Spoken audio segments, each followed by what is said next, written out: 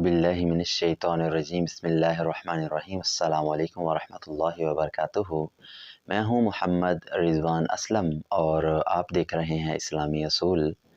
आज की मेरी इस वीडियो का जो मौजू है वो है, क्या बहन को विरासत के अंदर हिस्सा मिलना चाहिए? क्योंकि आजकल के वक़्त के मुताबिक ये मसला इंतहाई अहम है, ज़रूरी है और इतना ज़रूरी है कि इसके मसाइल का हम सबको इल्म होना चाहिए। उससे पहले मैं चंद बातें आपके सामने गोशगुज़ार करना चाहूँगा। सबसे पहले हमें ज़हन के अंदर एक बात रखनी चाहिए और वो ये है कि हुकूक जो है ना, वो दो किस्म के हैं। सबसे पहले नंबर पर है हुकूकुल्लाह और दूसरे नंबर पर है हुकूकुल इबाद। हुकूकुल्लाह क्या हैं? अल्लाह ताला के हकूक़, यानी अल्लाह रब्बुल इज़्ज़त के हकूक़ जो अदा करने हैं वो हकूकुल्लाह हैं। और हकूकुल्लाह में नमाज, रोज़ा, इबादात, ये सारी चीज़ें आती हैं। लेकिन इस दौरान हमें इस बात का ध्यान रखना पड़ेगा, हमें इस बात का लिहाज रखना पड़ेगा कि हकूकुल्लाह इनको आम नहीं समझना। कई लोग कह देते हैं जी हकूकुल्लाह की तो खैर है, कोई बात नहीं, अल्लाह के हकूक़ अल्लाह माफ़ कर देगा। इंशाअल्लाह अल्लाह रब्बुल इज़्ज़त ज़रूर माफ़ करेगा। हमें अल्लाह की रहमत की बड़ी उम्मीद है, अल्लाह रब्बुल इज़्ज़त माफ़ कर देगा।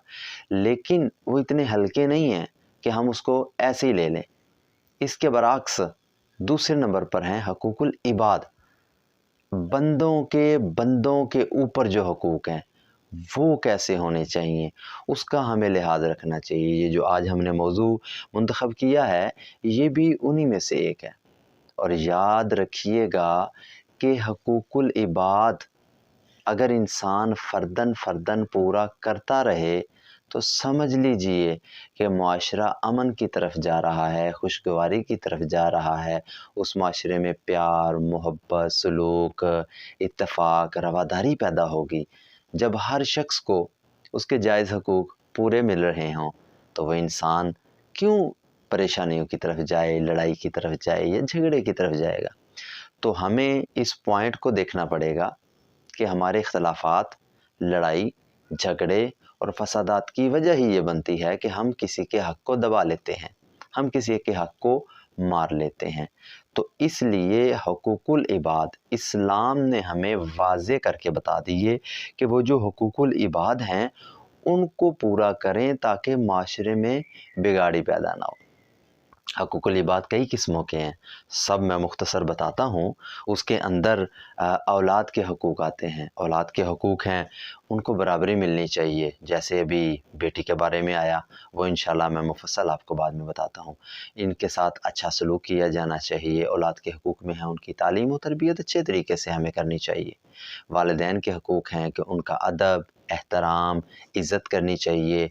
वालिदैन अगर वफ़ात पा जाएँ तो उनके लिए दुआए मग़फ़िरत भी करनी चाहिए।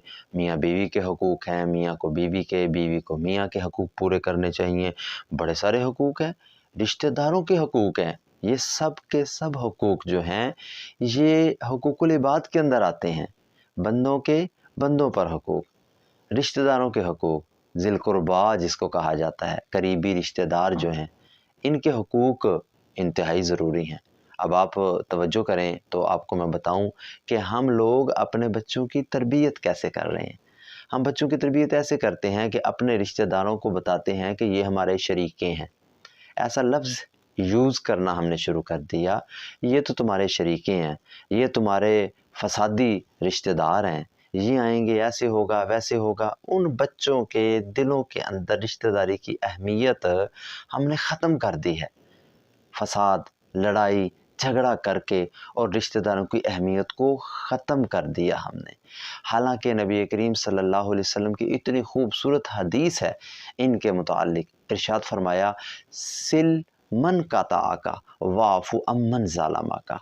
जो तेरे साथ रिश्तेदारी तोड़ता है तो उसके साथ रिश्तेदारी जोड़। अब यहाँ पर ये बात बड़ी तवज्जो तलब है कि आप सल्लल्लाहु अलैहि वसल्लम ने ये नहीं फरमाया कि जो तेरे साथ जोड़ता है तो उसके साथ जोड़। जो तेरे साथ रिश्तेदारी को तोड़ता है तो उसके साथ रिश्तेदारी को जोड़। वाफ़ु अम्मन ज़ालमा का, और जो तुझ पर जुल्म करता है उसको तू माफ़ कर दे। اور آپ صلی اللہ علیہ وآلہ وسلم کی ایک اور حدیث ہے، آپ نے فرمایا کہ جنت کے اندر قطع رحمی والا داخل نہیں ہوگا، یعنی جو رشتہ داری کو کاٹ دیتا ہے وہ جنت کے اندر داخل نہیں ہوگا۔ تو یہ بات بھی ضروری ہے کہ ہم اپنے رشتہ داروں کے حقوق کو بھی پورا کریں۔ حقوق العباد کے اندر اتنی ساری چیزیں آ رہی ہیں، ہمسایوں کے حقوق، جس کا لفظ استعمال ہے ہم سایہ، یعنی آپ کا سایہ، ہمارا سایہ، اس کو کہا جاتا ہے۔ اس کے حقوق اسلام نے بتائے ہیں۔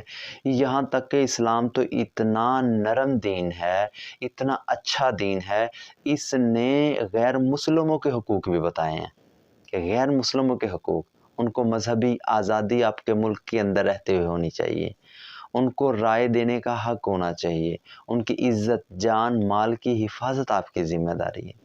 تو یہ حقوق العباد کے اندر اتنی ساری چیزیں ہمیں بتا دیں گے۔ تو اب ہم اپنے اصل موضوع کی طرف آتے ہیں۔ دیکھیں کہ نبی کریم صلی اللہ علیہ وآلہ وسلم نے عورت کا مقام کیا رکھا، عورت کا مقام ہمیں بتایا۔ عورت کا مقام بیٹی ہے، عورت کا مقام ماں ہے، بیوی ہے، اسی طرح بہن ہے۔ تو یہ سارے مقام بھی آپ صلی اللہ علیہ وآلہ وسلم نے ہمیں بتائے ہیں اور ان کے حقوق بھی بتائے ہیں۔ اور حقوق کتنے ضروری ہیں وہ ہمیں پورے کرنے پڑیں گے، ہمیں ان کی طرف توجہ دینی پڑے گی۔ ان حقوق میں سے ایک حق ہے بہن کو اس کے حق سے دور نہ کیا جائے، بہن کو اس کا حق دیا جائے۔ اب جس وقت شریعت نے خود بیٹی کے لیے حصے کو آدھا کر دیا اور بیٹے کے لیے پورا کر دیا، ہم اس کے اندر بھی چور راستہ اختیار کرنے کی کوشش کرتے ہیں۔ ماں اپنی بیٹی کو کہہ رہی ہے، باپ اپنی بیٹی کو کہہ رہا ہے کہ آپ بھائیوں سے جھگڑا کریں گے، بھائیوں سے حصے لیں گے، چھوڑو پرے، کیا کرنا ہے تم نے حصہ لے کر، کہاں کر لے کر جاؤ گی یہ تم حصہ۔ یہ ساری باتیں اپنی جگہ پر ہیں۔ ہمیں ہمارے اسلام نے یہ بات نہیں سکھائی۔ ہمیں ہمارا اسلام یہ بات سکھاتا ہے کہ ان کو ان کا پورا حق دیا جائے جو شریعت نے مقرر کیا ہے۔ اور میں کہتا ہوں کہ یہ جو حق شریعت نے مقرر کر دی ہے وہ اس لیے مقرر کیا ہے کہ یہ اس تک پہنچنا چاہیے۔ ہم اپنی بہنوں کو، ہم اپنی بیٹیوں کو یہ کہہ کر پیچھے کر دیتے ہیں کہ اپنے بھائیوں سے حصہ لوگی، چھوڑو پرے، اس حصے کا کیا فائدہ جو تم ناراض کر کے لو۔ بھائیوں کو وہ حصہ ناراض کر کے نہیں دینا چاہیے۔ اب یہاں پر بیٹھے کئی لوگ ایسے ہوں گے جو لوگ ایک دوسرے سے پوچھتے پھرتے ہیں، مولوی صاحب کے پاس آتے ہیں اور آ کے مسئلہ دریافت کرتے ہیں، مولوی صاحب ذرا بتائیے گا کہ اگر میں نے روزہ رکھا ہو تو روزے کے دوران کرلی کر رہا ہوں تو ایک قطرہ میرے حلق کے اندر چلا گیا، کیا میرا وضو تو نہیں ٹوٹے گا کہیں؟ اب وہ شخص جو وہاں پر اپنی بہن کا اتنا بڑا حصہ غبن کر کے بیٹھا ہے، دبا کے بیٹھا ہے، چھوٹے چھوٹے مسئلوں کے پیچھے پڑ رہا ہے کہ مجھے یہ تو نہیں ہوگا، یہ حلال ہے کہ یہ حرام ہے، اور خدا کے بندے پہلے جا کے یہ تو دیکھ کتنا بڑا حصہ تو نے دبا لیا، کھا لیا، اس وقت تجھے حیا نہیں آئی، یا اس وقت تجھے پتہ نہیں لگا یہ حرام تھا یہ حلال تھا۔ ان مسائل کے پیچھے ہم پڑے ہیں۔ تو ہمیں ایک چیز کو جاننا ضروری ہے اور وہ یہ ہے کہ جو حقوق العباد ہے نا وہ اس وقت تک معاف نہیں ہو سکتے جب تک وہ انسان معاف نہ کرے۔ تو ہمیں حقوق العباد کے متعلق اتنی احتیاط کرنی چاہیے، اتنی احتیاط کرنی چاہیے کہ حقوق اللہ ہم اللہ سے توبہ کر لیں گے، استغفار کر لیں گے، معافی مانگ لیں گے۔ جنازے میں جا کر یہ اعلان کیے جاتے ہیں، بتایا جاتا ہے باقاعدہ کہ اس کے سر پہ کچھ قرضہ ہے، اس نے کسی کے کوئی پیسے دینے ہیں تو بتائیے تاکہ اس کے بچے اس کا قرضہ چکا دیں۔ تو وہاں پر ایک اعلان یہ بھی کرنا چاہیے کہ اس شخص نے اگر کسی کا دل دکھایا ہو، اگر اس شخص نے کسی کو تکلیف پہنچائی ہو، حقوق العباد کے اندر کچھ کمی رہ گئی ہو، تو خدا کا واسطہ دل سے اس کو معاف کر دیجئے۔ یہ بھی کرنا چاہیے، کیونکہ اللہ رب العزت اپنے حقوق معاف کر دے گا، لیکن بندہ جب اللہ کی بارگاہ کے اندر کھڑا ہو کر کہے گا یا اللہ اس نے میرا حق مارا تھا، مجھے چاہیے، تو وہ اس کے حق میں سے لے کر اس کو دیا جائے گا۔ تو ہمیں اس چیز کا دھیان رکھنا چاہیے۔ ایک حدیث کا مفہوم یاد آ گیا، میں آپ کو بتا دوں۔ آپ صلی اللہ علیہ وآلہ وسلم نے ارشاد فرمایا قیامت والے دن ایک شخص ہوگا، اس کے پاس اتنی نیکیاں ہوں گی، اتنی نیکیاں ہوں گی کہ وہ ہر طرف دھیان کرے گا، پہاڑوں کے برابر اس کو نیکیاں نظر آ رہی ہوں گی، اور اس خوش فہمی میں ہوگا کہ مجھے تو جنت ملے گی، اتنی نیکیاں ہیں۔ اسی اسنا میں آپ صلی اللہ علیہ وسلم نے ارشاد فرمایا، حدیث مجھے یاد آئی، حدیث کا مفہوم ہے کہ فرمایا بتاؤ تو صحیح مفلس کون ہے؟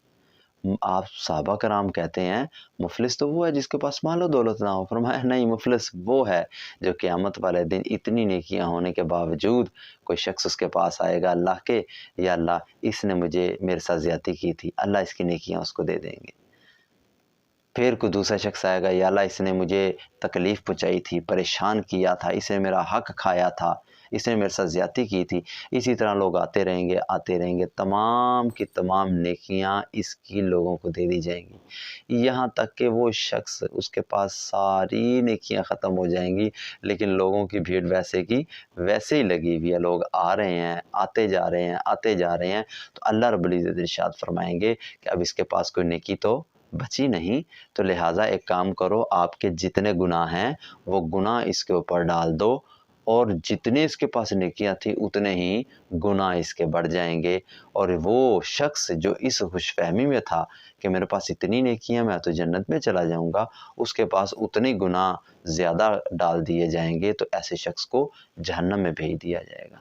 اس لیے حقوق العباد کو پورے طریقے سے ادا کرنے کی اللہ رب العزت ہم سب کو توفیق عطا فرمائے، اور آخرت کی تیاری کرنے کی توفیق عطا فرمائے۔